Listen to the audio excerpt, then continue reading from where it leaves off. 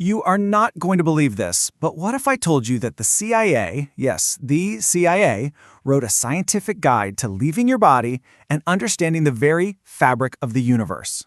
Well, today we're unpacking one of the most bizarre documents they ever declassified, and trust me, it has almost nothing to do with spies and everything to do with the nature of reality itself.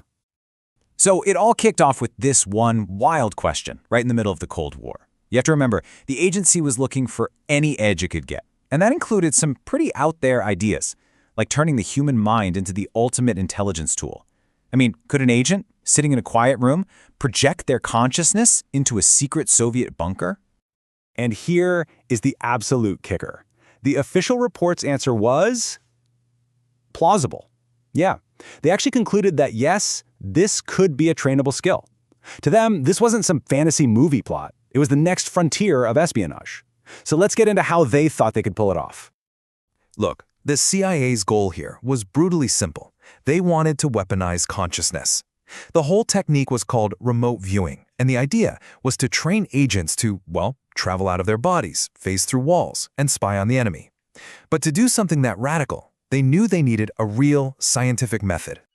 Right, so we're not talking about magic or meditation chants here. The report lays out a very methodical, scientific technique they called the gateway process. It was designed to be a literal hack for the human brain, all grounded in neuroscience and, surprisingly, some pretty simple audio tech. To get how this works, you've got to understand the main roadblock they had to get past. See, our brains are split. You've got the left side, which is all logic and lists and order, and then you have the right side, creative, intuitive, big picture. The thing is, they're usually humming along at different frequencies, which creates a kind of static between the two halves of our own mind. And the key to breaking down that barrier, according to this report, was a technology called Hemi-Sync. It's actually really clever and deceptively simple. You play different audio frequencies into each ear, and you basically trick your brain. Your mind tries to make sense of it by creating a third internal frequency, and that forces both hemispheres to lock in together, to synchronize. Suddenly, they're working as one super powerful unit. So the whole process really breaks down into 3 easy steps. First, you listen to these specific sounds. Second, your brain's 2 halves totally sync up. And third, well, in that perfectly aligned state, your consciousness is no longer locked down by your physical body. It literally becomes a gateway, just like the name says. Okay, and this is where the document just completely leaves the world of spycraft and takes a nosedive straight into quantum physics. Because, you see, to explain how a person could leave their body, the report first had to completely redefine what a body and what reality even are. This one sentence. This is the absolute core of the entire report. It's making this unbelievable claim that the world we see and touch and feel isn't the real deal. No, it's a projection. It's a hologram that's being created from a much deeper dimension of pure, vibrating energy. So the report says that solid stuff is just an illusion. It's all just energy grids, vibrating at different speeds. Our brains act like these little biological computers that take all those frequencies and decode them into what we experience as a solid 3D world.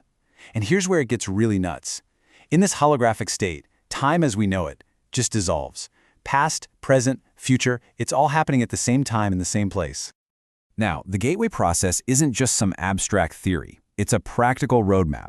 The report actually lays out a very precise step-by-step journey to guide a person's awareness out of our physical world and into this holographic reality. This journey happens through what they call focus levels. It's kind of like leveling up in a video game for your consciousness. It starts at focus 10, where your body's totally asleep but your mind is sharp and awake. Then, at focus 12, your awareness starts to expand beyond your physical self. At focus 15, you actually go beyond time. And finally, focus 21 is the bridge to what the report just calls other realities. But, this journey wasn't exactly a walk in the park. The report gives this warning about something they call clicking out. Basically, if your mind started downloading too much information from these other states too fast, a built-in safety measure would kick in. You just instantly pass out. It was exactly like a circuit breaker flipping to protect your brain from a complete and total overload. So as if this whole thing wasn't weird enough, for years after the document was declassified, a huge mystery made it even more intriguing. One single page, page 25, was missing. Gone. It cut off right at the climax of the whole report, and it fueled all sorts of conspiracy theories. So naturally, the question everyone was asking was, what on earth could be on that page? What was so mind-blowing that it had to be removed from a document that was already talking about astral projection and holographic universes? And when that page was finally found and released years later, the answer was just stunning. It was about to describe something the report called the absolute, which was, for all intents and purposes, their scientific term for God, the source, the universal consciousness that the entire hologram comes from. And this is the profound conclusion from that recovered page. It argues that our individual minds aren't separate from this universal source at all. We are, each of us, little fragments of a divine, cosmic mind. And the journey through the gateway process is really just a journey of going home.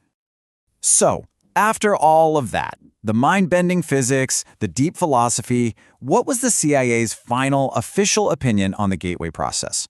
Was it just some bizarre experiment, or did they think it was something more? So what was the final word? Well, in the last line of the whole assessment, the CIA concluded this: there is a sound, rational basis in terms of physical science parameters for considering gateway to be plausible. In other words, they acknowledged that there was a real scientific foundation for all these extraordinary claims. And, get this, while they decided it was too difficult to use for reliable spying, they never ever said it didn't work. And so we're left with this incredible thought. A government spy agency, driven by the pressures of war, accidentally created a scientific guide to spiritual enlightenment. And it really leaves us all with one giant lingering question. If our minds really can go beyond space and time, then what is the true nature of our consciousness? What and where are we really?